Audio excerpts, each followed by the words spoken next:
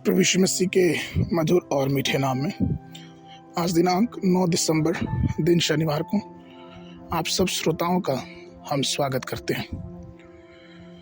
आज के दिन के लिए जो वचन है लिया गया है वह दूसरा सामुएल की पुस्तक उसका 15 अध्याय 26 पद। वचन ये कहता है, परंतु यदि वह मुझसे ऐसा कहे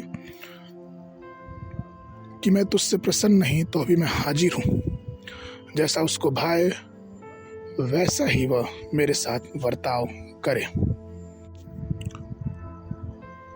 जैसा उसे अच्छा लगे। यह वाक्य जो है वो परमेश्वर के वचन में अर्थात पवित्र शास्त्र में कई बार पाया गया, जैसे कि व्यवस्था विवरण की पुस्तक उसका 6 अध्याय 19 पद, न्यायों की पुस्तक उसका 10 अध्याय 15 पद, पहला सामुएल उसका 3 अध्याय 18 पद, दूसरा सामुएल उसका 15 अध्याय 26 पद। प्रियो, हम जो परमेश्वर के जन हैं उनको जानना चाहिए कि परमेश्वर की जैसी मर्जी हमारे जीवनों में होनी चाहिए। हमारे जीवनों में इसलिए होनी चाहिए क्योंकि जब हम परमेश्वर की दृष्टि से कुछ करते हैं तो हमारे जीवनों में परमेश्वर अनुग्रह देता है।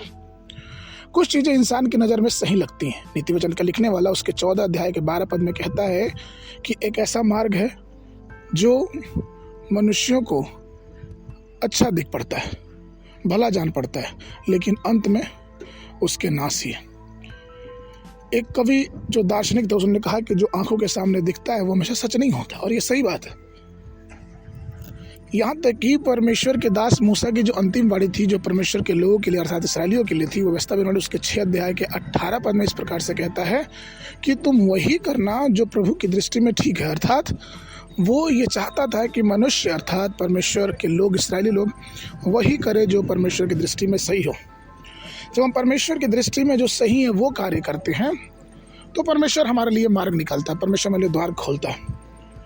और जब परमेश्वर के लोग दूध और मधु की धारा वाले देश अर्थात कनान में आ गए तो उन्होंने वो सब किया जो परमेश्वर की दृष्टि में बुरा था, और इस कारण वो परेशानियों को, दुखों को, तकलीफ़ों को झेले, उन्होंने कष्टों को झेला, उन्होंने परेशानियों को झेला।